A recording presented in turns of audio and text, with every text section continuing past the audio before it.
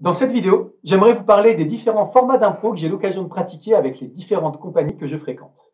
Bien évidemment, tous les formats que je vais vous présenter ne sont pas exhaustifs. Il y a d'ailleurs plusieurs manières de les jouer. Je vais essayer de les catégoriser de la meilleure manière possible.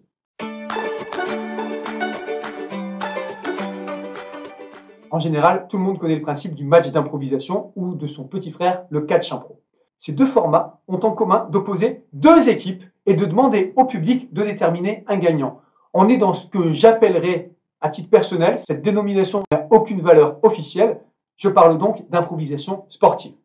Il existe énormément de formats d'improvisation sportive. J'ai déjà vu Fight Impro, je pratique moi-même la boxe impro, et il y a plein de formats qui vont juste différer en termes de nombre de joueurs et de décorum, présence d'un arbitre, à quoi il sert, etc., etc. Ce qu'ils ont en commun, c'est qu'ils opposent deux équipes et que le public doit voter pour l'une des deux équipes à chaque fois. Ce format présente comme intérêt d'être extrêmement dynamique et de placer les joueurs dans une forme de compétition qui n'en est pas vraiment une, parce qu'on l'a déjà vu dans d'autres vidéos, l'impro, ça se joue obligatoirement ensemble et clairement pas contre. Un autre format qui existe, c'est le format que j'appelle, à titre personnel toujours, le format cabaret. Alors là, c'est différent, on a un certain nombre de comédiens qui peut varier de 1 jusqu'à beaucoup plus, qui ne sont pas opposés, mais qui vont construire ensemble des histoires. Ils vont donc avoir un caucus en commun, si caucus il y a, et ils vont jouer ensemble. À la fin, l'improvisation est terminée, le public applaudit et on passe à l'improvisation suivante. Il n'y a aucun vote, il n'y a aucune compétition, on est vraiment dans la construction d'une histoire et d'un spectacle en commun.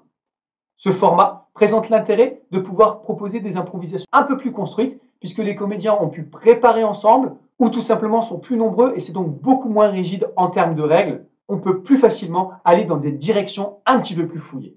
Le troisième format dont je peux vous parler, c'est le format d'improvisation longue. Là aussi, il en existe plusieurs formes.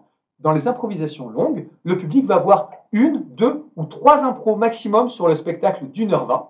Ces improvisations seront soit proposées d'un seul tenant, soit découpées en petits morceaux, mais vont raconter toujours la même histoire. Ce format est extrêmement intéressant car il permet de proposer une histoire longue avec des rebondissements, des personnages beaucoup plus construits, avec des péripéties et surtout, on a le temps de voir la psychologie des personnages. Le dernier format dont je veux vous parler, qui n'est pas vraiment un format de spectacle d'improvisation, mais plutôt, on pourrait parler d'animation ou de prestation, c'est le théâtre forum. Il existe là encore énormément de manières de jouer du théâtre forum. Ce qu'il y a en commun, c'est qu'on a une scène initiale qui a la particularité souvent de mal se terminer et on va la corriger de manière à ce qu'elle s'améliore, voire qu'elle se termine bien. C'est clairement du théâtre d'improvisation, car mis à part la scène initiale qui est la plupart du temps écrite, toutes les interventions supplémentaires vont demander de la part des comédiens une intervention en impro avec tout le feedback qu'ils ont sur les personnages pour réagir au mieux à la manière du personnage qu'ils ont construit. Le théâtre forum est vraiment une forme à part que je vous invite à découvrir et à aller voir. C'est un outil extrêmement puissant pour ouvrir des débats ou creuser des réflexions.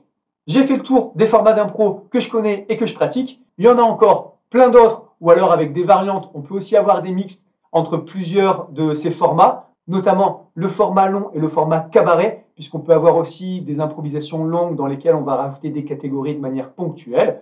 Quoi qu'il en soit, je vous invite à mettre dans les commentaires, si vous le souhaitez, les formats que vous connaissez aussi, ou éventuellement des nouveaux formats d'improvisation auxquels je n'ai pas pensé ou que j'ai tout simplement oublié.